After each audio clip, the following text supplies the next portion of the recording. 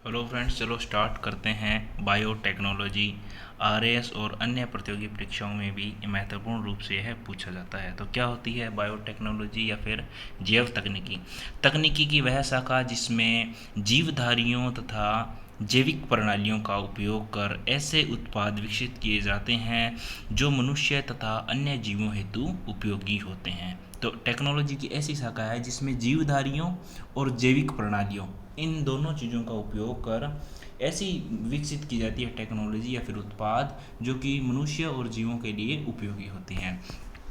Biotechnology के अंदर DNA का बहुत महत्वपूर्ण उपयोग होता है। इसके लिए अपन क्या करते हैं, डीएनए के बारे में भी पढ़ते हैं।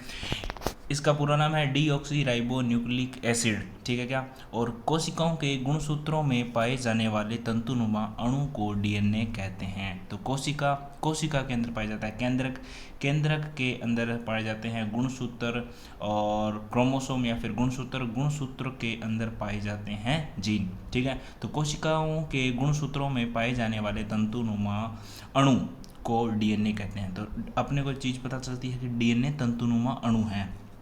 फिर इसमें अनुवांशिकी कूट निहित होता है जो जीवों की अनुवांशिकी सूचनाओं को एक पीढ़ी से दूसरी पीढ़ी में स्थानांतरित करते हैं। कौन? डीएनए, ठीक है।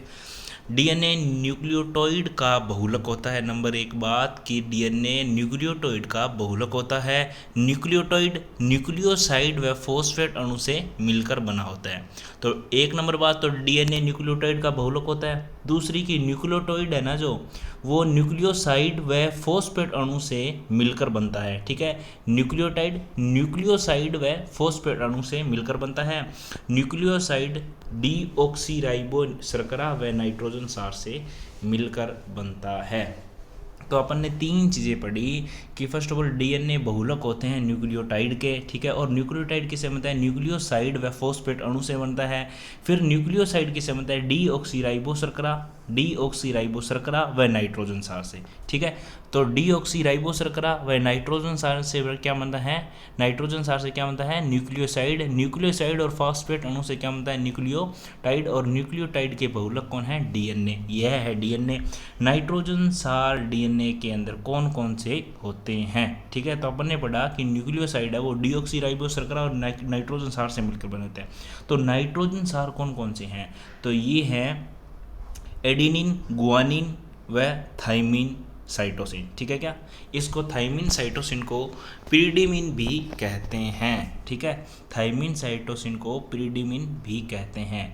तो नाइट्रोजन सार एक बार वापस बता देता हूँ, आप इसको ATCG से याद रखें, ठीक है क्या। ATCG, ए का मतलब एडिनिन, जी का मतलब गुआनिन, और फिर है जो थाइमिन है ना, थाइमिन और साइटोसिन को पिरिडिमिन कहते हैं। थाइमिन अलग है भाई साहब, थाइमिन अलग है। गुआनिन को प्यूरिन भी कहते हैं, गुआनिन को प्यूरिन, और थाइमिन अलग है और साइटोसिन अलग है, ठीक है। कोमा लगाना भूल गए। थाइमिन अलग है, साइटोसिन। ATCG, ए का मतलब एडिनिन, टी का मतलब थाइमिन, AT, C का मतलब साइटोसिन, और जी का मतलब गुआनिन, ठीक है। तो साइटोसिन को पिरिडिमिन भी कहते हैं, पिरिमिडिन भी कहते हैं, ठीक है क्या। किसको कहते हैं? साइटोसिन को। तो मैंने आपको बताया कि तंतुनुमा संरचना है डीएनए, केंद्र जो कि कोशिका के केंद्रक के क्रोमोसोम के अंदर पाया जाने वाला एक डबल हेलिक्स संरचना है। और डीऑक्सीराइबोस न्यूक्लिक एसिड इसकी फुल फॉर्म होती है। और डीएनए क्या किससे बने होते हैं? यह तो न्यूक्लियोटाइड के बहुलक हैं, और न्यूक्लियोटाइड न्यूक्लियोसाइड और फॉस्फेट अणु से मिलकर बनते हैं। और न्यूक्लियोसाइड क्या है? न्यूक्लियोसाइड किससे बनते हैं? न्यूक्लियोसाइड बनते हैं डीऑक्सी राइबो शर्करा और दूसरा क्या है? नाइट्रोजन सार से बनते हैं, राइबो शर्करा और नाइट्रोजन सार से। अब नाइट्रोजन सार कौन कौन से लेते हैं? तो नाइट्रोजन सार लेते हैं ATCG, ठीक है। एडिनिन, AT, थाइमिन, C मतलब साइटोसिन, जी गुआनिन, ठीक है। तो अपन ने यहाँ पे साइटोसिन को और क्या नाम से बोला है? पिरिडिमिन से, ठीक है क्या। और गुआनिन को प्यूरिन से, ठीक है। डीएनए की संरचना डबल हेलिक्स या फिर द्विकुंडित तंतुनुमा संरचना होती है। तो ठीक है, ये पढ़ा अपन ने डीएनए के बारे में। बाद में लास्ट में आपको एक बार फिर से रिवाइज करवा दूंगा। फिर देखते हैं जीन, ठीक है क्या। अब जीन क्या है? जीन डीएनए में न्यूक्लियोटाइड का ऐसा अनुक्रम है जो आनुवंशिकी लक्षणों की जानकारी रखता है तथा उनका एक पीढ़ी से दूसरी पीढ़ी में स्थानांतरण करता है। शरीर में प्रोटीन संश्लेषण भी करवाता है जीन। तो जीन वेरी इंपॉर्टेंट है। जीन क्या है? जीन डीएनए में न्यूक्लियोटाइड्स का ऐसा अनुक्रम है। जो न्यूक्लियोटाइड्स अपन ने पढ़े थे कि डीएनए है जो बहुलक है न्यूक्लियोटाइड्स का। तो न्यूक्लियोटाइड्स जीन क्या है? जीन डीएनए में न्यूक्लियोटाइड्स का ऐसा अनुक्रम है जो आनुवंशिकी लक्षणों की जानकारी रखता है तथा उनका एक पीढ़ी से दूसरी पीढ़ी में स्थानांतरण करता है। ठीक है, तो अपन ने देखी सेल के इधर देखो क्रोमोसोम के अंदर डीएनए, और डीएनए के अंदर भी सबसे छोटी इकाई कौन सी हो जाएगी? जीन। ठीक है क्या? ये देखो पूरी है डीएनए, फिर यहाँ पे सेल, क्रोमोसोम, फिर डीएनए। ठीक है क्या? फिर चलते हैं आगे।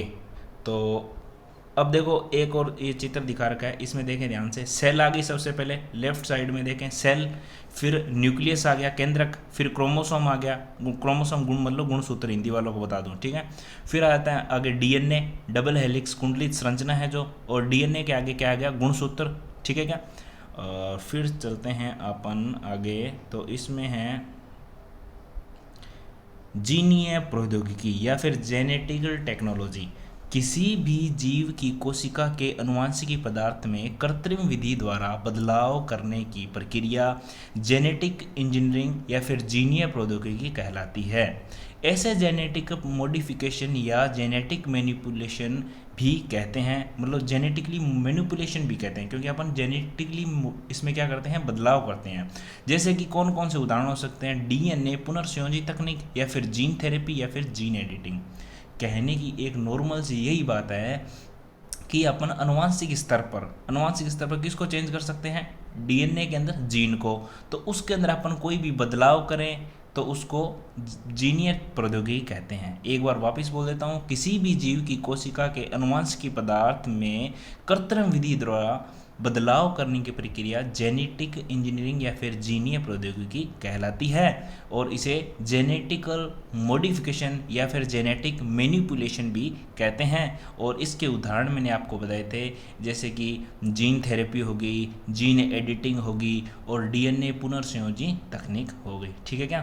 तो अपन अभी तक क्या क्या पढ़ चुके हैं? हम डीएनए के बारे में पढ़ चुके हैं, हम जीन के बारे में पढ़ चुके हैं, और हम जेनेटिकल इंजीनियरिंग के बारे में पढ़ चुके हैं। संरचना के आधार पर जैव प्रौद्योगिकी दो प्रकार है। एक तो है जेनेटिक बायोटेक्नोलॉजी, ठीक है क्या, और दूसरी है नॉन जेनेटिक बायोटेक्नोलॉजी।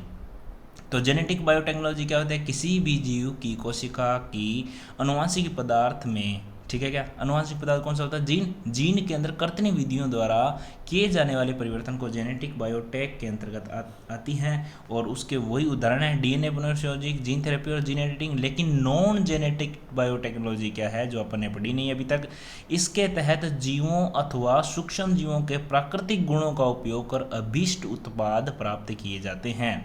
अब नॉर्मल सी बात बताऊं क्या आपको, मतलब जो जेनेटिक बायोटेक्नोलॉजी है ना, उसमें कृत्रिम रूप से अपन क्या करते हैं? चेंजेस करते हैं। लेकिन नॉन जेनेटिक बायोटेक्नोलॉजी है ना, उसके अंदर भी चेंजेस करते हैं, लेकिन प्राकृतिक गुणों को उपयोग करके उसको चेंज करते हैं। जैसे कि अपन आगे पढ़ाऊंगा मैं आपको, जैसे बीटी बनाया हुआ है, ठीक है, तो उसके अंदर एक बेसिलस थ्रेंजिसेस है जीवाणु, उसका यूज़ किया गया, तो प्राकृतिक रूप से वो यूज़ किया है, लेकिन अपन ने उसमें परिवर्तन किया है, तो वो जेनेटिकली मॉडिफिकेशन कहलाता है, और यह है नॉन जेनेटिक बायोटेक्नोलॉजी के अंतर्गत आता है। इसके उदाहरण कौन कौन से हैं नॉन जेनेटिक बायोटेक्नोलॉजी के? एक तो जैव सूचना तकनीक, ठीक है क्या, दूसरा जैव संसूचक और जैव हस्ताक्षर। पूछा जा सकता है अपने से, एक तो अपने को दे देंगे कि ये जीन थेरेपी दे देंगे, जीन एडिटिंग दे देंगे, और जीन पुनर्संयोजी तकनीक दे देंगे, साथ में एक डाल देंगे कि जैव संसूचक दे देंगे, या फिर जैव सूचना तकनीकी, या फिर जैव हस्ताक्षर। फिर बोल देंगे कि निम्न में से कौन सा नॉन जेनेटिक बायोटेक्नोलॉजी है। तो अपन इनमें से ध्यान रखेंगे कि नॉन जेनेटिक बायोटेक्नोलॉजी जैव सूचना तकनीक, या फिर जैव संसूचक, या जैव हस्ताक्षर, यह तीनों ही नॉन जेनेटिक बायोटेक्नोलॉजी के उदाहरण हैं। ठीक है, जेनेटिक बायोटेक्नोलॉजी क्यों महत्वपूर्ण है, यह अभी आगे देखेंगे अपन। इसके अंदर गुणसूत्र, डीएनए, जीन होते हैं, जैव रासायनिक प्रक्रियाओं पर नियंत्रण किया जा सकता है और जिनसे कोशिका की संरचना व कार्य निर्धारित होते हैं। डीएनए में बदलाव किए जा सकते हैं। वांछित उत्पाद या फिर विशेषता पर प्राप्त की जा सकती है जेनेटिक टेक्नोलॉजी के द्वारा, बायोटेक्नोलॉजी के द्वारा। अब अपन ने पढ़ा था जेनेटिकल, जो अपन ने दो पढ़े थे ना, एक कौन सा था, एक नॉन जेनेटिक था, एक जेनेटिक था, ठीक है क्या। एक कौन सा था, जीनीय प्रौद्योगिकी के अंदर दो थे ना, एक जेनेटिक बायोटेक्नोलॉजी और नॉन जेनेटिक। तो अपन जेनेटिक बायोटेक्नोलॉजी के अंदर पहला पढ़ते हैं डीएनए पुनर्संयोजी तकनीक, ठीक है। तो नाम से ऐसे पता चल रहा है डीएनए पुनर्संयोजी तकनीक कैसे करें। इसके अंदर सबसे पहले मैं बता देता हूँ, ऐसी तकनीक जिसके द्वारा डीएनए की संरचना में बदलाव किया जाता है तथा अवांछित विशेषताओं वाले जीन को हटाकर वांछित विशेषताओं वाले जीन को जोड़ा जा सकता है। तो ऊपर नाम से पता चल रहा है डीएनए पुनर्संयोजी तकनीक। अवांछित को डीएनए के जो हिस्सा होता है उसको हटाया जाता है और वांछित डीएनए को उसके अंदर डाल दिया जाता है, उसे ही डीएनए पुनर्संयोजी तकनीक कहा गया है, ठीक है क्या, ठीक है। और ये चित्र हैं, इसमें ज़रूर देखें आप, समझें इसको, प्लाज्मेंट, और आगे पूरा बताऊंगा, इसमें लाइगेज वगैरह होते हैं, ठीक है। तो स्टेप फर्स्ट कैसे होते हैं डीएनए पुनर्संयोजी तकनीक। तो इसमें देखिए कि फर्स्ट ऑफ ऑल वांछित विशेषताओं वाले जीन की पहचान कर पृथक्करण। फर्स्ट ऑफ ऑल तो अपने को डीएनए कहाँ लगाना है, वहाँ पर जगह खाली करनी होगी, इसीलिए अपने को यह डिसाइड करना होगा कि किसे पृथक्करण करना है। तो फर्स्ट ऑफ ऑल इस हेतु न्यूक्लियेज एंजाइम का प्रयोग किया जाता है। इसे आणविक कैंची या रासायनिक चाकू भी कहते हैं। यह द्विसूत्री डीएनए को एक विशिष्ट पहचान अनुक्रम पर काटता है। एक्सोन्यूक्लियेज एंजाइम डीएनए को सिरे से काटता है, वहीं एंडोन्यूक्लियेज एंजाइम डीएनए को बीच में से काटता है। तो बहुत सी प्रतियोगी परीक्षा में पूछा गया है दोस्तों कि डीएनए को काटने में किसका उपयोग किया जा सकता है, या फिर आणविक कैंची के नाम से, या फिर रासायनिक चाकू को किसे कहते हैं, ठीक है। तो अपन बता देंगे न्यूक्लियेज एंजाइम को आणविक चाकू या फिर रासायनिक कैंची या फिर चाकू कहा जाता है। किसको, न्यूक्लियेज एंजाइम को, ठीक है। न्यूक्लियेज एंजाइम दो प्रकार के होते हैं, एक तो होता है एंडोन्यूक्लियेज एंजाइम, एक होता है एक्सोन्यूक्लियेज एंजाइम। एक्सोन्यूक्लियेज एंजाइम है जो सिरे से काटता है, और एंडोन्यूक्लियेज एंजाइम है जो क्या करता है, बीच में से काटता है डीएनए को, ठीक है क्या। फिर चलते हैं आगे स्टेप 2। फर्स्ट ऑफ ऑल अपन ने उसको पृथक्करण के लिए अपन ने डिसाइड भी कर लिया, पृथक्करण के लिए अपन ने कैंची भी पढ़ ली। अब 2 नंबर स्टेप में है वांछित डीएनए खंड को पॉलीमरेज चेन रिएक्शन द्वारा आवर्धन करना। उसको मतलब जो भी अपन ने जहाँ पर वांछित डीएनए खंड है, जो अपना वांछित जिसको अपन चाह रहे हैं उसको बढ़ाना, आवर्धन करना। उसको कैसे, पॉलीमरेज एंजाइम डीएनए खंड का गुणन कर अनेक प्रतिलिपियां तैयार करता है, जिन्हें सी डीएनए कहते हैं, ठीक है। जिन्हें क्या कहते हैं, सी डीएनए कहते हैं। कॉपी डीएनए, कॉम्प्लीमेंट्री डीएनए कहा जा सकता है। फर्स्ट ऑफ ऑल आपने पृथक्करण किया जिसमें रासायनिक चाकू का उपयोग किया। रासायनिक चाकू दो प्रकार के होते हैं। रासायनिक चाकू को क्या कहते हैं, न्यूक्लियेज एंजाइम कहते हैं। और उसके बाद अपन ने पीसीआर किया, जो वांछित डीएनए खंड था उसको, ठीक है, उसका आवर्धन किया, ठीक है।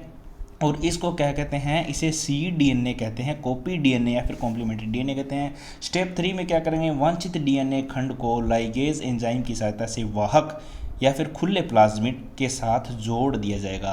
अब एक चीज़ यह भी उभर कर आती है कि अपन ने काटने के लिए तो किसका उपयोग किया था, अपने न्यूक्लियस एंजाइम का उपयोग किया था, लेकिन अपन क्या करते हैं, जोड़ने के लिए लाइगेज एंजाइम का यूज़ करते हैं, ठीक है क्या। काटने के लिए किसका किया था, न्यूक्लियेज एंजाइम का यूज़ किया था ना, न्यूक्लियेज एंजाइम, लेकिन काटने के लिए किसका यूज़ करते हैं अपन, लाइगेज एंजाइम का यूज़ करते हैं, ठीक है। काटने के लिए किसका यूज़ करते हैं, लाइगेज एंजाइम का यूज़ करते हैं, ठीक है क्या। तो इस प्रकार पुनर्संयोजी डीएनए प्राप्त हो जाता है। ये देखें आप यहाँ पर DNA sequence in of interest, जो अपने को चाहिए वो यहाँ से काटा, और कौन सा अपन ने कैंची ये बनाई है, कौन सी है, ये न्यूक्लियेज एंजाइम है, ठीक है क्या। और फिर वेक्टर है, एक वेक्टर होता है जिसके अंदर अपन फिट करके पीसीआर करते हैं, उसके अंदर डाला जो अपने डीएनए ऑफ इंटरेस्ट, जो अपने को डीएनए चाहिए वो, फिर ओपन वेक्टर अपन ने ले लिया था। फिर यहाँ पे vector containing DNA of interest, DNA ligase joining the two DNA sequence together, ठीक है, जुड़ जाता है और अपने वांछित डीएनए प्राप्त करते हैं। यही क्या है, और उसके आगे क्या करते हैं, स्टेप 4 के अंदर पुनर्संयोजित डीएनए को होस्ट कोशिका में स्थानांतरित किया जाता है। तत्पश्चात कोशिका विभाजन द्वारा वैसी ही अनेक कोशिकाएं प्राप्त कर ली जाती है। मेन मकसद था अपने का अनुवांशिक स्तर पर डीएनए को चेंज करना और नई कोशिका प्राप्त करना, ठीक है क्या। तो अपन उसके अंदर डालते हैं और फिर जो नई कोशिका प्राप्त कर लेते हैं। फिर आगे कोशिका क्या करते हैं, 5 नंबर स्टेप में वांछित विशेषताओं वाले जीन वाली कोशिकाओं में पराजीनी जीव प्राप्त करना तथा वांछित उत्पाद प्राप्त करना। फाइनल जो अपना लिस्ट क्या था कि वांछित उत्पाद प्राप्त करना, ठीक है। ठीक है, समझ आ रहा है क्या भैया। फिर देखें उदाहरण कैसे कि फ्लेवर सेवर टोमेटो, ठीक है, फ्लेवर सेवर टोमेटो सड़नरोधी होंगे। गोल्डन राइस विटामिन ए से भरपूर होते हैं, बीटा कैरोटीन युक्त होते हैं। आपको अगर पता हो तो प्राकृतिक रूप से जो चावल उत्पादित होते हैं उनमें बीटा कैरोटीन की कमी होती है। इसी कारण वैज्ञानिकों ने इसमें बीटी या फिर नहीं, इसमें चेंज किया अनुवांशिक स्तर पर, और इसमें एक जो है जो डलिया या फिर डोहलिया ऐसे करके डोहलिया नाम का एक पौधा होता है, उसके जीन इसके अंदर डालें और फिर अपने गोल्डन राइस प्राप्त किए, ठीक है क्या। सुपर बनाना प्रोटीन युक्त होता है, सुपर पोटैटो यह भी प्रोटीन युक्त होता है, दिल्ली यूनिवर्सिटी ने बनाया है। बीटी कॉटन कीट प्रतिरोधी होगा, ठीक है, बेसिलस थुरिंजिनियस। और बीटी बैंगन जो कि कीट प्रतिरोधी होगा, बेसिलस थुरिंजिनियस ये भी, ठीक है क्या। ध्यान रखें बीटी की फुल फॉर्म क्या होती है, ये लिखी हुई है बेसिलस थुरिंजिनियसिस, ठीक है क्या।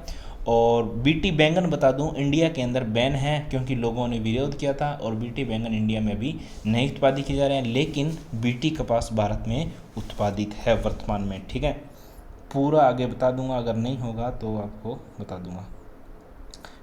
पराजीनी तंतु, अब देखो पराजीनी तंतु क्या होते हैं, जो जेनेटिकली मॉडिफाइड होते हैं ना उनको ही पराजीनी जंतु बोलते हैं, ठीक है। फिर देखें पराजीनी जीव या फिर जेनेटिकली मॉडिफाइड ऑर्गेनिजम्स कैसे, ऐसे जीव जिनमें अनुवांशिक पदार्थ में जेनेटिक इंजीनियरिंग की कृत्रिम विधियों द्वारा बदलाव किया जाता है, पराजीनी जीव कहलाते हैं, ठीक है। उदाहरण अपन ने पढ़ ही लिए ऊपर ना, बीटी कॉटन, गोल्डन राइस वगैरह जो अपने उत्पाद बनेंगे ना वही अपने पराजीनी जीव या फिर जो जेनेटिकली मॉडिफाइड उत्पाद होंगे। सुपर पोटैटो जीएम जंतु, ठीक है, जेनेटिकली मॉडिफाइड जंतु, ठीक है क्या। ये आप चित्र देखें, ठीक है, मसाला ये लगाया हुआ। फिर पॉलीमर चेन रिएक्शन अपन ने पढ़ी तो पीसीआर क्या होती है फर्स्ट ऑफ ऑल अपन वह देखेंगे, ठीक है। इसके अंदर अपन देखेंगे कि पीसीआर क्या होती है। इसके अंदर 3 स्टेप होते हैं। पीसीआर प्रोसेस का एक साइकिल करने के 3 प्रोसेस होते हैं दोस्तों, तो आप यह देखें कि कैसे 3 साइकिल होते हैं, ठीक है क्या। अलग अलग टेम्परेचर पर होते हैं, ठीक है, और ये जो थर्मल साइक्लर है ना इसके अंदर डाल के फिर होते हैं, ठीक है। और पीसीआर ऊपर देखें कि डीएनए सैंपल लिया अपन ने, फिर प्राइमर्स लिए, फिर न्यूक्लियोटाइड्स थे वो अलग अलग किए, एटीसीजी, ठीक है क्या। फिर अपन ने क्या किया, टैग पॉलीमर, ठीक है, फिर मिक्स बफर किया, फिर पीसीआर ट्यूब में डाला और थर्मल साइक्लर में डाल दिया। इसके साइक्लर के अंदर क्या आते हैं, सबसे पहले होती है डेंटरिंग होती है, 2 नंबर पे होती है एनीलिंग और 3 नंबर पे होती है एक्सटेंशन, ठीक है क्या। तो डेंटनिंग, एनीलिंग और एक्सटेंशन होती है, ठीक है क्या। 95 डिग्री सेंटीग्रेड पर होती है डेंटलिंग और एनीलिंग होती है 55 डिग्री सेंटीग्रेड पर, अचानक से होती है, ठीक है, पानी के अंदर। और फिर होती है एक्सटेंशन 72 डिग्री सेंटीग्रेड पर, ठीक है। फिर डीएनए फिंगरप्रिंटिंग या फिर डीएनए प्रोफाइलिंग क्या होती है। आगे बढ़ने से पहले मैं आपको बता दूं कि आप इस वीडियो को लाइक सब्सक्राइब करें और इसे सुनते रहें दोस्तों। मैं स्पेशली स्प्रिंग बोर्ड की इसमें पीडीएफ ले रखी है, लेकिन मेरा ये मकसद है कि जो भाई अंधे हैं या फिर जो असमर्थ है ऐसी चीज़ों से उपलब्ध होने में, उन तक यह चीज़ें पहुँचें। और जो अंधे हैं भाई वो कैसे वीडियो देख सकेंगे, इसलिए मैं उनको ऐसे बोल बोल के बार बार याद करवा सकूँ, मेरा यह मकसद है। साथ में मैं बोलता हूँ तो मेरे को भी याद हो जाते हैं, ठीक है। तो मेरे ये 2 मकसद हैं, ठीक है। बाकी आप भी पढ़ें, मेहनत करें, प्रयत्न करें, ठीक है। अपन वापस से एक बार चीज़ों को देखते हैं कि अपन ने फर्स्ट ऑफ ऑल डीएनए पढ़ा, उसके बाद अपन ने जीन पढ़ा, फिर अपन ने क्या पढ़ा था, उसके बाद अपन ने डीएनए पुनर्संयोजी तकनीक पढ़ी, और अब पढ़ रहे हैं अपन फिर उस डीएनए पुनर्संयोजी तकनीक के अंदर ही एक थी पीसीआर, पॉलीमरेज चेन रिएक्शन, वह पढ़ी। फिर अपन पढ़ते हैं डीएनए फिंगरप्रिंटिंग, ठीक है। मनुष्य के गुणसूत्र में मिलने वाले डीएनए की विशिष्टता के आधार पर व्यक्ति की पहचान करने की तकनीक डीएनए फिंगरप्रिंटिंग या फिर डीएनए प्रोफाइलिंग कहलाती है। तो इसकी खोज 1984 में ब्रिटिश वैज्ञानिक एलेक्स जेफरी ने की थी। किसकी? डीएनए प्रोफाइलिंग या फिर डीएनए फिंगरप्रिंटिंग किसने की थी? 1984 के अंदर एलेक्स जेफरी ने। लेकिन भारत में किसने की थी? लालजी ने, ठीक है। लालजी सिंह ने भारत में डीएनए फिंगरप्रिंट का जनक कहा जाता है। सभी मनुष्यों में 99.7% डीएनए समान होते हैं, लेकिन 0.3% डीएनए विशिष्ट या फिर अनन्य होता है, जो सब में अलग अलग होता है। डीएनए के इसी भाग को रेस्ट्रिक्टेड फ्रेगमेंट कहते हैं, ठीक है। तो अपन से पूछा जा सकता है कि 0.3% डीएनए है जो सभी लोगों में अलग अलग होता है, उसको क्या कहते हैं? Restricted fragment. क्या कहते हैं? रेस्ट्रिक्टेड फ्रेगमेंट कहते हैं, ठीक है क्या। इस भाग के परीक्षण द्वारा दो व्यक्तियों के मध्य रक्त संबंधों का पता लगाया जा सकता है, ठीक है। प्रक्रिया क्या है कि सर्वप्रथम सैंपल से डीएनए का पृथक्करण करना, वही अपने जैसे पुनर्संयोजी तकनीक में जो देखा था। नंबर 2 बात, रेस्ट्रिक्शन एंडोन्यूक्लियस एंजाइम का प्रयोग कर डीएनए को विशिष्ट अनुक्रम पर काटा जाता है, ठीक है क्या। तो वहाँ पर अपन किसका उपयोग कर रहे थे काटने के लिए? न्यूक्लियस एंजाइम का यूज़ कर रहे थे, लेकिन यहाँ पर किसका यूज़ कर रहे हैं? रेस्ट्रिक्शन एंडोन्यूक्लियस, ठीक है। अपन ने वहाँ पे पढ़ा था एक तो एंडोन्यूक्लियस और एक एक्सोन्यूक्लियस। तो एंडोन्यूक्लियस कौन था? जो बीच में से काटता था, और यहाँ पे कौन से लिया जा रहा है? एंडोन्यूक्लियस ही, लेकिन रेस्ट्रिक्शन एंडोन्यूक्लियस एंजाइम लिया जा सकता है। रेस्ट्रिक्शन शब्द कहाँ से आया? क्योंकि हमने पढ़ा था जो सेगमेंट 0.3% जो अलग होता है, सब में अलग अलग होता है, उसको क्या बोलते हैं? रेस्ट्रिक्टेड फ्रेगमेंट, ठीक है। तो इसी का काटने के लिए रेस्ट्रिक्शन एंडोन्यूक्लियस एंजाइम का प्रयोग डीएनए को विशिष्ट अनुक्रम पर काटने से किया जाता है। उसके बाद पीसीआर के तहत क्या किया जाता है? डीएनए का क्या किया जाता है? आवर्धन, उसकी बहुत सारी कॉपियां बनाई जाती है। फिर किया जाता है डीएनए खंडों को जेल इलेक्ट्रोफोरेसिस किया जाता है। क्यों किया जाता है वो अपन आगे देखेंगे। डीएनए खंडों का जेल इलेक्ट्रोफोरेसिस, ठीक है। किसके अंदर कर रहे हैं अपन? ये डीएनए फिंगरप्रिंटिंग के अंदर यह किया जा रहा है। विखंडित डीएनए को अगारोज जेल में डुबोया जाता है। तत्पश्चात विद्युत आवेश प्रवाहित करने पर ये खंड अपनी लंबाई के अनुसार व्यवस्थित हो जाते हैं। यह प्रक्रिया इलेक्ट्रोफोरेसिस कहलाती है। फर्स्ट ऑफ ऑल अपन ने डीएनए फिंगरप्रिंटिंग के जनक कौन है? 1984 में इसे खोजा गया था, एलेक्स जेफरी इसके हैं। भारत में जनक कौन से हैं? लालजी सिंह हैं। और जो रेस्ट्रिक्शन एंडोन्यूक्लियस एंजाइम है, उसका यूज़ काटने के लिए रासायनिक चाकू के रूप में इसका उपयोग किया जाता है। उसके बाद अपन ने देखा कि फर्स्ट ऑफ ऑल अपन ने काट लिया, उसके बाद क्या है, काटने के बाद उनको एक सही से व्यवस्थित तरीके से जमाने के लिए अपन ने फर्स्ट ऑफ ऑल पीसीआर को व्यवस्थित रूप से जमाने के लिए अपन ने क्या किया? अपने इलेक्ट्रोफोरेसिस किया। इलेक्ट्रोफोरेसिस कौन सी जेल में किया? अपन ने अगारोज जेल का यूज़ किया, ठीक है। क्योंकि वो विखंडित डीएनए खंड थे, तो उनको अगारोज जेल में डुबाया और फिर विद्युत आवेश प्रवाहित कराने से उनको क्या हुआ? लंबाई के समान वो व्यवस्थित हो गए, और इसी प्रक्रिया को ही कहते हैं इलेक्ट्रोफोरेसिस, ठीक है क्या। फिर आ जाए आगे, उसमें लिखा है कि डीएनए खंडों की इस व्यवस्था को नाइट्रोसेल्यूलोज प्लेट पर स्थानांतरित कर दिया जाता है। अगारोज जेल में डुबोया, फिर लाइट दी, फिर उनके लंबाई इलेक्ट्रोफोरेसिस हो गया, फिर उनको नाइट्रोसेल्यूलोज प्लेट पर लाया जाता है। नाइट्रोसेल्यूलोज की प्लेट को रेडियोस्क्रिय प्रोब से जोड़ा जाता है, और फिर रेडियोस्क्रिय प्रोब डीएनए में विशिष्ट खंडों की पहचान करता है। तो मेन काम रेडियोस्क्रिय या फिर रेडियो एक्टिव प्रोब है, वह करता है, ठीक है क्या। फर्स्ट ऑफ ऑल अपन ने काट लिया, काट के अपन ने क्या किया? पीसीआर करके बहुत सी अपन ने कॉपीज़ बना ली, देसी तरीके से आराम से बता रहा हूँ, ठीक है। कॉपी बना ली, फिर उनको अगारोज जेल में डुबोया और इलेक्ट्रोलाइसिस किया, जिससे क्या हुआ? वो व्यवस्थित हो गए। फिर उनको कौन सी प्लेट पर स्थानांतरित कर लिया? उनको अपन ने कौन सी प्लेट पर कर लिया?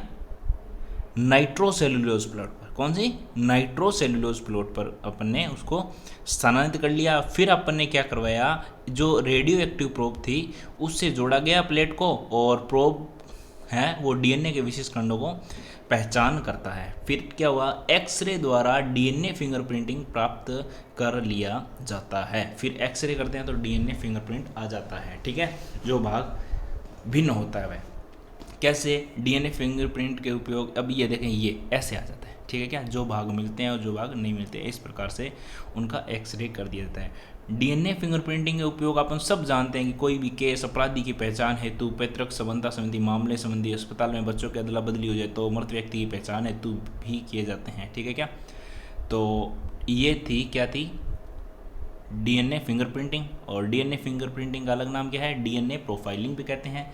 एलेक्स जेफरी ने 1984 में, लालजी सिंह है भारत के अंदर, और रेस्ट्रिक्शन एंडोन्यूक्लियस एंजाइम यूज़ किया जाता है। एंडोन्यूक्लियस एंजाइम के बाद पीसीआर बनाते हैं। पीसीआर बनाने के बाद अगर उस जेल में डुबो कर उनकी बहुत सारी कॉपियाँ हैं उन पे क्या है, इलेक्ट्रोलाइसिस कराया जाता है, और उसके बाद उनको कौन सी प्लेट पर स्थानांतरित कर दिया जाता है, उनको नाइट्रोसेल्युलोज प्लेट पर स्थानांतरित कर दिया जाता है, और वहाँ पर रेडियो एक्टिव प्रोब उनकी जो भिन्न होते हैं 0.3% उनको क्या करते हैं, उनकी पहचान करता है, और उनको एक्सरे कर लिया जाता है, और जो डिफरेंस है वो देख लिया जाता है। 0.3% अलग होता है, उसको क्या कहते हैं, डीएनए रेस्ट्रिक्टेड फ्रेगमेंट कहते हैं डीएनए का, क्योंकि 99.7% सभी में होता है सेम। ठीक है क्या, फिर चलते हैं दोस्तों आगे क्या दिया हुआ है, जीन थेरेपी। ठीक है, आगे पढ़ते हैं जीन थेरेपी क्या होती है, या फिर जीन की चिकित्सा। तो नॉर्मल सी बात अपन डीएनए से कर रहे थे, अभी जीन के ऊपर अपन अनुसंधान, या फिर उसके अंदर क्या क्या चेंजेस हो सकते हैं, कैसे उसको हटा सकते हैं, वो देखेंगे। ठीक है, हाँ, तो शरीर में पाई जाने वाली कोशिकाओं और ऊतकों में किसी जीन को प्रवेश कराकर अथवा दोषपूर्ण खराब जीन की मरम्मत कर बीमारियों का उपयोग करना जीन चिकित्सा या फिर जीन थेरेपी कहलाती है। तो नॉर्मल सी बात है, वांछित जीन को डालना, अवांछित जीन को निकालना ही जीन थेरेपी या फिर जीन चिकित्सा कहलाती है। ठीक है क्या, फिर चलें आगे, जीन थेरेपी की विधियाँ कौन कौन सी है। जीन प्रतिस्थापन विधि, इसके अंदर क्या क्या है, इस तकनीक के अंतर्गत अस्वस्थ जीन को उसके समान कार्य करने वाले स्वस्थ जीन द्वारा प्रतिस्थापित कर दिया जाता है। और जीन आवर्धन, इस तकनीक के अंतर्गत अस्वस्थ जीन को वहीं रहने दिया जाता है तथा उसके समान कार्य करने वाले स्वस्थ जीन को डीएनए में समायोजित किया जाता है। हेल्दी जीन को, ये डायग्राम देखे, हेल्दी जीन को इसके अंदर डाल दिया और फिर उसी के अंदर आवर्धन कोशिका के अंदर करवाया जाता है। 3 नंबर है जीन मरम्मत। ठीक है क्या, जीन मरम्मत के अंदर क्या आता है, इस तकनीक के अंतर्गत अस्वस्थ दोषपूर्ण खराब जीन को सुधारने का कार्य किया जाता है। फर्स्ट ऑफ ऑल अपन ने क्या देखा कि जीन थेरेपी की 3 विधियां हैं, कैसे कैसे जीन थेरेपी की जा सकती है। तो फर्स्ट ऑफ ऑल अपन क्या कर सकते हैं, उसको प्रतिस्थापित कर सकते हैं। दूसरे के अंदर अपन क्या करते हैं, उसी के साथ में आवर्धन करा सकते हैं। और नंबर 3 पर अपन क्या कर सकते हैं, मरम्मत कर सकते हैं। ठीक है, जीन थेरेपी में प्रयुक्त टेक्नोलॉजी कौन कौन सी होती है, एक तो होती है जीन गन। ठीक है, तो जीन गन के अंदर क्या है, इस तकनीक में बाह्य जीन के चारों ओर भारी धातु सोने की परत चढ़ाकर शक्तिशाली तरंगों अथवा निर्वात की मदद से अभिष्ट डीएनए में प्रवेश करवा दिया जाता है। इसे क्या कहते हैं, इसको बायोलिस्टिक्स भी कहते हैं। तो वापिस से बता देता हूँ दोस्तों मैं कि जीन गन क्या होती है, क्योंकि ये जीन थेरेपी में बहुत ज़्यादा इम्पोर्टेंट है।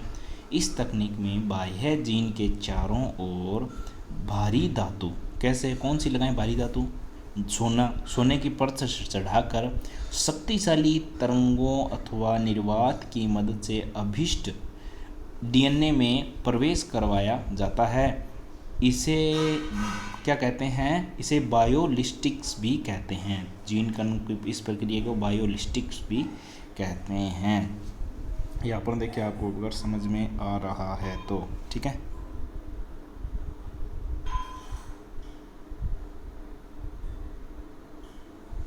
ठीक है, ये जीन गन।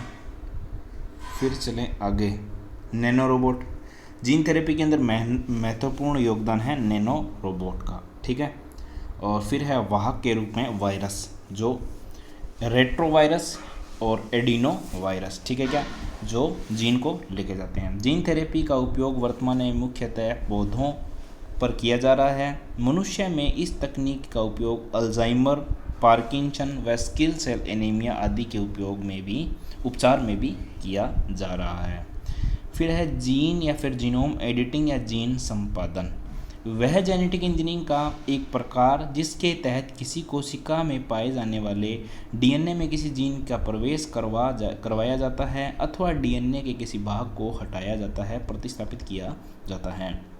वही बात है, जीन एडिटिंग एक ऐसी तकनीक है जिसका उपयोग डीएनए को सटीक स्थान पर परिवर्तित करने हेतु यूज़ इसका किया जाता है। जीनोम एडिटिंग का या फिर जीन संपादन का जीन एडिटिंग की प्रक्रिया विशेष एंजाइम द्वारा होती है, एक स्पेशल एंजाइम है उसके द्वारा होती है जिन्हें इंजीनियर्ड न्यूक्लियस एंजाइम कहते हैं। तो अपन ने पढ़ा था कि जो डीएनए पुनर्संयोजी तकनीक है उसके अंदर अपन ने न्यूक्लियस एंजाइम पढ़ा था। फिर अपन ने जो डीएनए फिंगरप्रिंटिंग थी उसके अंदर अपन ने रिस्ट्रिक्टेड एंडोन्यूक्लियस एंजाइम पढ़ा था। फिर अपन ने अभी पढ़ रहे हैं जीनोम एडिटिंग के अंदर कौन सा है, इसके अंदर एक विशिष्ट एंजाइम कौन सा है, इंजीनियर्ड न्यूक्लियस एंजाइम, ठीक है क्या। और ये एंजाइम डीएनए को विशिष्ट पहचान अनुक्रम पर काटते हैं। इन्हें आणविक कैंची या फिर रासायनिक चाकू भी कहा जाता है। देखें वही है सेम टू सेम। फिर है कैस्पर-कैस टेक्निक। क्रिस्पर की फुल फॉर्म क्या है, clustered regularly intercepted short palindromic repeat. वापिस से बोल देता हूँ मैं एक बार, clustered regularly interspaced short palindromic repeat, ठीक है क्या, clustered regularly interspaced short palindromic repeat, ठीक है क्या। ये है कैस्पर-कैस की फुल फॉर्म। क्रिस्पर-कैस मूल रूप से बैक्टीरिया की प्रतिरक्षा प्रणाली है। क्या है, बैक्टीरिया होता है ना जो जीवाणु, उसकी प्रतिरक्षा प्रणाली है। क्रिस्पर-कैस का उपयोग एक बैक्टीरिया वायरस के डीएनए के कुछ हिस्सों को छीन लेते हैं और अपने डीएनए में कॉपी कर लेते हैं, जिससे अगली बार जब भी वायरस हमला करते हैं तो बैक्टीरिया पहले से ही इससे निपटने हेतु तैयार रहता है। ठीक है क्या, समझ में आ गई। एक बार वापस बोल देता हूँ, नहीं आई तो। इसकी फुल फॉर्म होती है clustered regularly interspaced short palindromic repeat, ठीक है क्या। फिर मूल रूप से बैक्टीरिया का प्रतिरक्षा प्रणाली है क्रिस्पर-कैस, ठीक है क्या। फिर क्रिस्पर-कैस का उपयोग एक बैक्टीरिया वायरस के डीएनए के कुछ हिस्सों को छीन लेते हैं और अपने डीएनए में कॉपी कर लेते हैं, जिसके बाद अगली बार जब भी वायरस हमला करते हैं तो बैक्टीरिया पहले से ही इसे निपटने हेतु तैयार रहता है। मतलब एक शानदार टेक्नोलॉजी है। किसके अंदर है ये, बैक्टीरिया के अंदर। वो वायरस से लड़ने के लिए तैयार रहते हैं। क्रिस्पर-कैस टेक्निक, ठीक है क्या। फिर है कि क्रिस्पर-कैस टेक्निक है जो, उसके अंदर क्या होता है, ठीक है। तो फिर क्रिस्पर-कैस टेक्निक यह जीन एडिटिंग की उन्नत तकनीक है। देखो ये भी जीन एडिटिंग करती है क्रिस्पर। यह डीएनए में पाए जाने वाले विशेष खंड होते हैं। इनमें छोटे छोटे खंड होते हैं जिनकी नियमित अंतराल पर पुनरावृत्ति होती है। इनमें न्यूक्लियोटाइड का क्रम दोनों ओर से समान होता है, ठीक है। न्यूक्लियोटाइड आपने ने पढ़ा था कि डीएनए है जो न्यूक्लियोटाइड के बहुलक है। न्यूक्लियोटाइड किससे बना होता है, न्यूक्लियोसाइड और फॉस्फोरस अणु से। और न्यूक्लियोसाइड किससे बना होता है,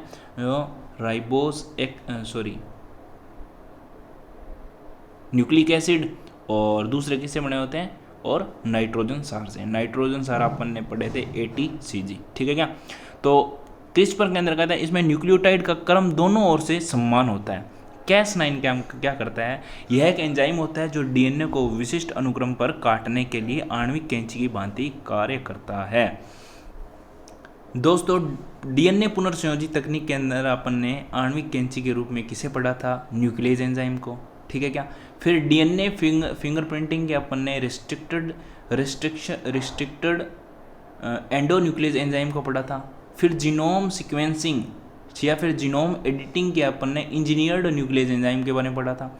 अब क्रिस्पर कैस के अंदर अपन पढ़ रहे हैं Cas9 जो कि एक आणविक कैंची की तरह कार्य करता है, ठीक है क्या। फिर है गाइड आरएनए। इस प्रक्रिया में एक आरएनए खंड भी प्रयुक्त होता है जिसे गाइड आरएनए कहा जाता है। गाइड आरएनए नामक इस आनुवंशिकी अनुक्रम को प्रयोगशाला में तैयार किया जाता है जो डीएनए की उस भाग में जाकर जुड़ता है जिसे हटाना या प्रतिस्थापित करना या परिवर्तित करना है। गाइड आरएनए Cas9 से चिपक जाता है और तत्पश्चात वे कोशिका में लक्षित डीएनए अनुक्रम पर जुड़ जाते हैं और वहां से काट देते हैं। Cas9 डीएनए को लक्षित स्थान पर खोल देता है और वहां गाइड आरएनए को जुड़ने देता है। साथ ही Cas9 आणविक कैंची के रूप में डीएनए को लक्षित अनुक्रम पर काटता है। तो भाई काटता है तभी तो आरएनए जुड़ेगा, ठीक है क्या। गाइड आरएनए वहाँ पर चला जाता है और जुड़ जाता है और Cas9 काट देता है, ठीक है क्या। फिर ये देखें आप चित्र को समझने की करें कोशिश। इसके अंदर पहले क्या कर रहा है, Cas9 काट रहा है। Cas9 काटने के बाद क्या है, जो गाइड आरएनए है वह उसके साथ मतलब Cas9 और गाइड आरएनए जुड़ जाते हैं, फिर वो वहाँ पे जाते हैं, फिर उसको काटता है Cas9, फिर आरएनए जुड़ जाता है, ठीक है क्या, जो अपन चाहते हैं, ठीक है क्या। फिर चलें आगे। जब डीएनए को लक्षित अनुक्रम पर काट दिया जाता है तत्पश्चात उसकी मरम्मत अथवा उसमें बदलाव अथवा उन्हें नए जीन को प्रवेश करवाया जा सकता है, ठीक है फ्रेंड्स। ये डायग्राम आप समझने की कोशिश करें। इसके अंदर Cas9 और प्लस जो आरएनए है जो कि अपन ने लेबोरेटरी में तैयार करते हैं, गाइड आरएनए जुड़ जाते हैं, दोनों जाते हैं और जो जहाँ पर डीएनए को काटना होता है वहाँ से काटते हैं, आरएनए जुड़ जाता है और उसकी मरम्मत कर देते हैं, ठीक है क्या।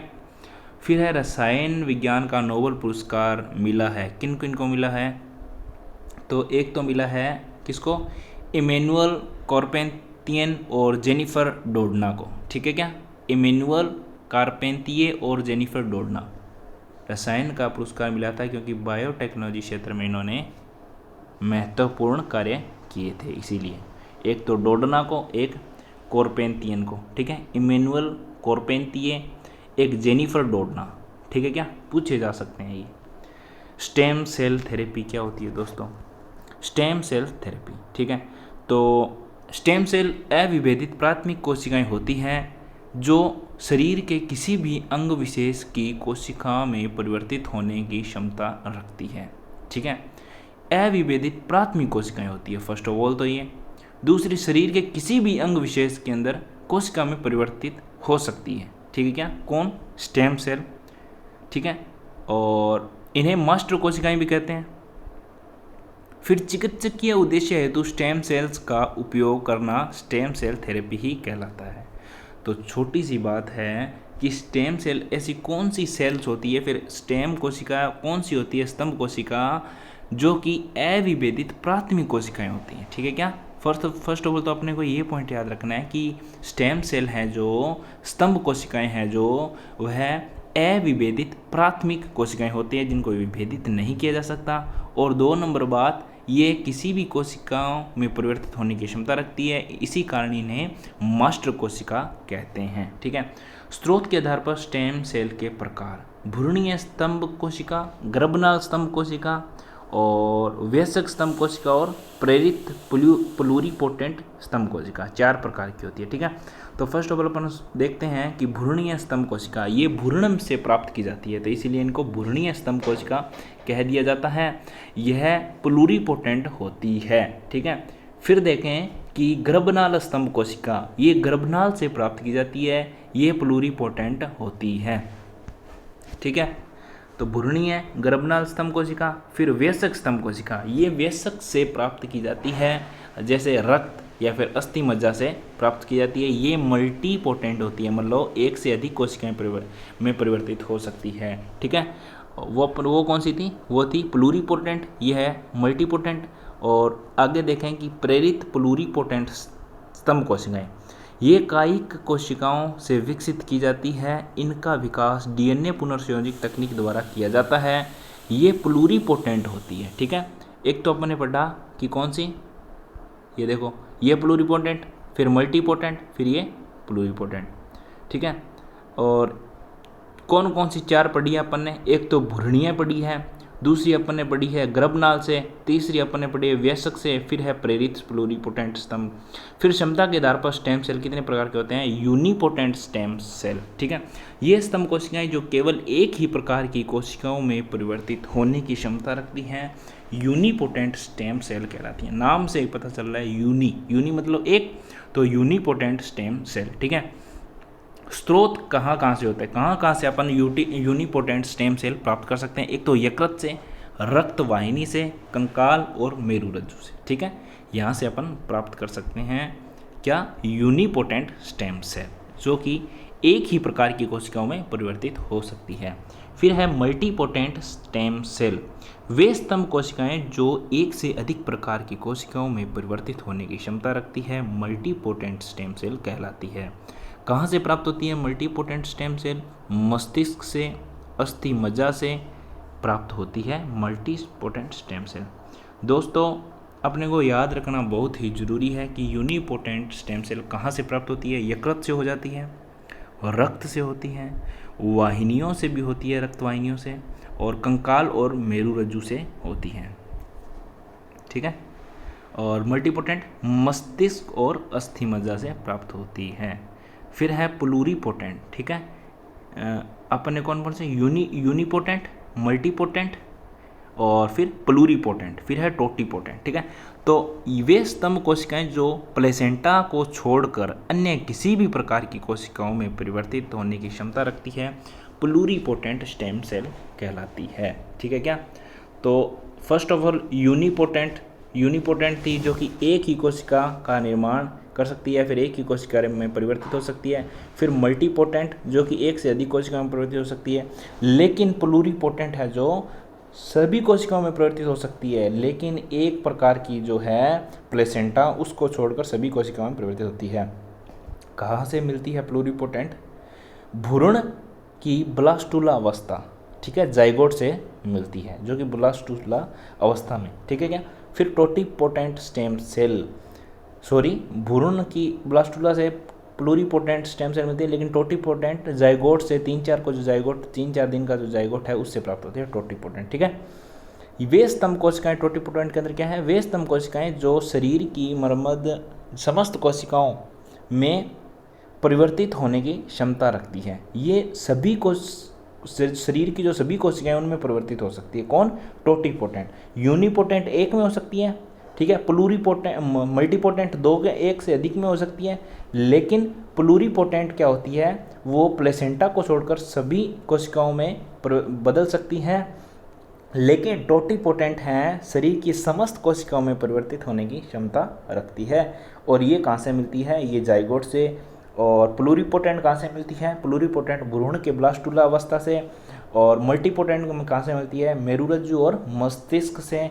और यकृत, रक्त वाहिनी, और वहाँ से कौन मिलती है, यूनिपोटेंट, ठीक है। और कौन था उसके अलावा, कंकाल, ठीक है।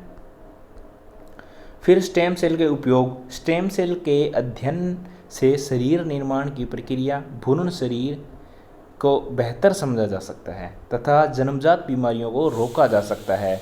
शरीर में क्षतिग्रस्त ऊतकों को स्टेम सेल द्वारा प्रतिस्थापित किया जा सकता है। स्टेम सेल से कृत्रिम अंग विकसित किए जा सकते हैं, जिनका उपयोग अंग प्रत्यारोपण के अंदर भी किया जा सकता है। Stem cell plus 3D printing, ठीक है। कई दवाओं का परीक्षण स्टेम सेल की सहायता से विकसित ऊतकों व अंगों पर किया जा सकेगा। चूहे, बंदर, मनुष्यों पर जरूरी नहीं है, स्टेम सेल से उत्पन्न अपन अंगों पर भी यूज़ कर सकेंगे, ठीक है, स्टेम सेल, ठीक है क्या। अन्य तथ्य क्या है कि भारत में प्रथम स्टेम सेल बैंक का स्थापना क्रायोसोल कंपनी द्वारा की गई थी, ठीक है। किस कंपनी द्वारा भारत में स्टेम सेल बैंक की स्थापना की गई थी, क्रायोसोल कंपनी द्वारा। AIIM, ठीक है, दिल्ली में गर्भनाल स्टेम सेल बैंक तथा पब्लिक स्टेम सेल बैंक अवस्थित है। कहाँ पर है, AIIM दिल्ली, ठीक है। AIIM all India institute of medical Delhi में गर्भनाल स्टेम सेल बैंक, ठीक है। और दूसरा पब्लिक स्टेम सेल बैंक अवस्थित हैं। भारत, ब्रिटेन और दक्षिण कोरिया के बाद विश्व का तीसरा देश है जिसमें गर्भनाल स्टेम सेल बैंक स्थापित है। तो कहाँ पर है गर्भनाल स्टेम सेल बैंक? कहाँ पर है? एम्स दिल्ली के अंदर, ठीक है। और पब्लिक स्टेम सेल कहाँ पर है? ये भी दिल्ली के अंदर है। फिर पढ़ते हैं टेस्ट ट्यूब बेबी। क्या होती है टेस्ट ट्यूब बेबी? ठीक है, प्रखंडनी शिशु। इन विट्रो फर्टिलाइजेशन IVF गर्भनाल निषेचन की वह प्रक्रिया है जिसमें एक अंडाणु शरीर के बाहर प्रखंडली में प्रयोगशाला में शुक्राणु के साथ निषेचित करवाया जाता है। तो निषेचन है जो अंडाणु और शुक्राणु को वह प्रखंडली में कराया जाता है, ठीक है क्या। तो प्रक्रिया क्या है? इस प्रक्रिया में महिला में अंडोत्सर्ग की प्रक्रिया को उद्दीपित व मॉनिटर किया जाता है। महिला के अंडाशय से अंडाणु को निकालकर उसे प्रयोगशाला में शुक्राणु के साथ निषेचित एक ट्यूब में करवाया जाता है। निषेचन से प्राप्त युग्मनज का 4-5 दिन भ्रूण संवर्धन करवाया जाता है और उसके बाद अब इस भ्रूण को महिला के गर्भाशय में प्रत्यारोपित कर दिया जाता है, ठीक है।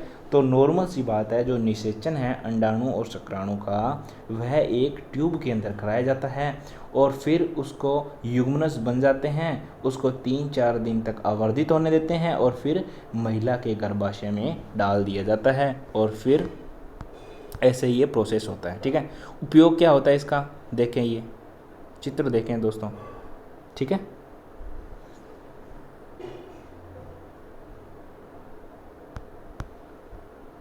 उपयोग दंपतियों को गर्भाधान में सहायता करेगा, प्रजनन समस्या के समाधान में मदद करना या बच्चे में आनुवंशिक समस्याओं को रोकने के लिए भी ऐसा किया जा सकता है। चुनौतियां क्या है? नैतिक मुद्दे हैं, गर्भधान की प्राकृतिक विधि को दरकिनार करना, प्रयोगशाला में जीवन बनाना। कानूनी मुद्दे भी हैं इसके, जटिल तकनीक भी हैं, महंगी तकनीक भी है, हर कोई कर नहीं सकता, और गर्भपात भी होता है और समय से पहले प्रसव, जन्म के समय बच्चे का कम वजन होता है, जन्म के समय दोष भी हो सकता है। और इसके लिए कानून है assisted reproductive technology regulation bill 2020, फिर सरोगेसी रेगुलेशन बिल 2019 का। अन्य तथ्य क्या है? विश्व का प्रथम test tube baby Louise Brown था। कौन था? लुइस ब्राउन, 1978 में मैनचेस्टर, यूनाइटेड किंगडम के अंदर, ठीक है। भारत का पहला टेस्ट ट्यूब बेबी कौन थी? दुर्गा, ठीक है। कनुप्रिया अग्रवाल, दुर्गा थी या फिर कनुप्रिया अग्रवाल, उसी का नाम है। अक्टूबर 1978 के अंदर इनका भी, ठीक है, इनको भी बनाया गया, ठीक है, टेस्ट ट्यूब के अंदर। फिर है mitochondrial replacement therapy 3 parent baby. क्या होती है 3 पेरेंट बेबी? यह पढ़ेंगे अपन, ठीक है क्या। तो इसके अंदर क्या है? MRT में यह IVF का ही एक प्रकार है।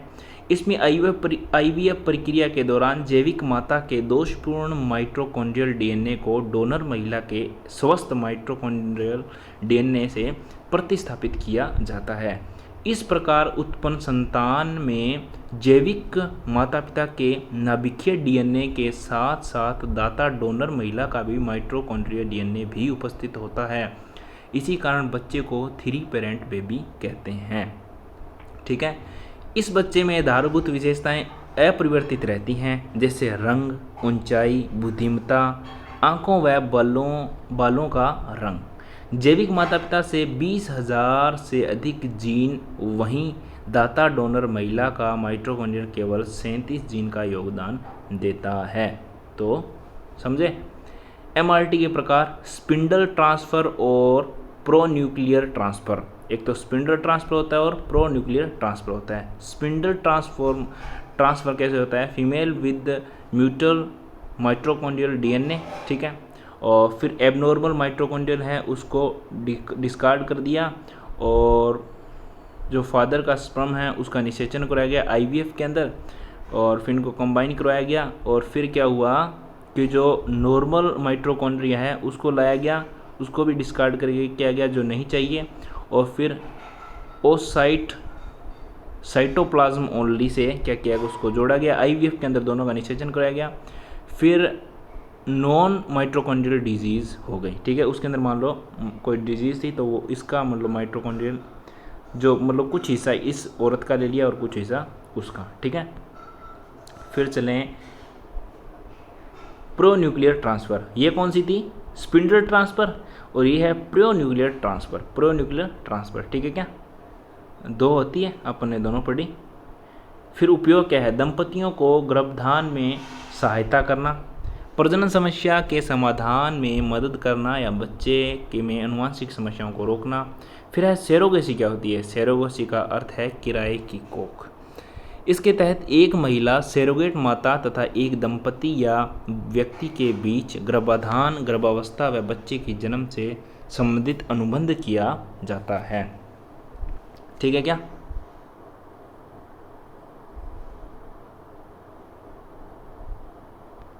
किराए की कोख सेरोगेसी। सेरोगेसी के प्रकार है तकनीक के आधार पर और उद्देश्य के आधार पर, ठीक है क्या।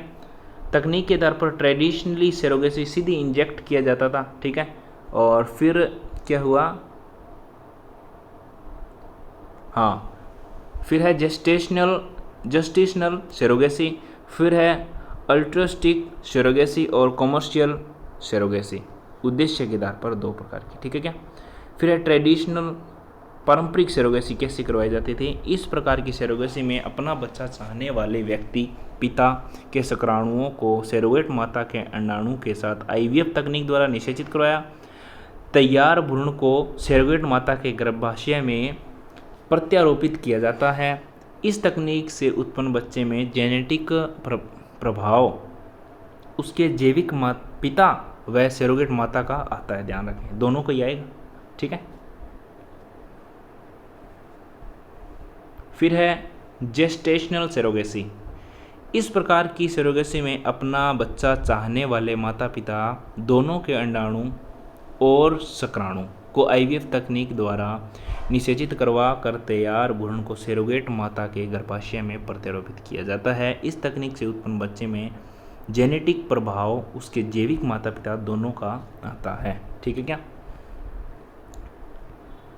फिर इसका उपयोग क्या है, संतान प्राप्त करने के लिए जब दंपति संतान उत्पन्न करने में सक्षम नहीं है तो इसका उपयोग किया जाता है। गर्भधारण महिला हेतु घातक हो सकता है, और जब ऐसा हो, गर्भधारण महिला हेतु घातक हो, तब इसका उपयोग कर सकते हैं। एकल व्यक्ति संतान चाहता है तो भी कर सकता है। सेरोगेसी अधिनियम या फिर विधेयक 2019 यह वाणिज्यिक सेरोगेसी पर प्रतिबंध लगाता है ओनली, ठीक है, और नैतिक परोपकारी सेरोगेसी की अनुमति देता है। वाणिज्यिक जो सेरोगेसी है, रुपये कमाने वाला सिस्टम की, यहाँ आपका बच्चा ऐसे करके ऐसे मतलब हो सकता है, तो वो गलत है, ठीक है।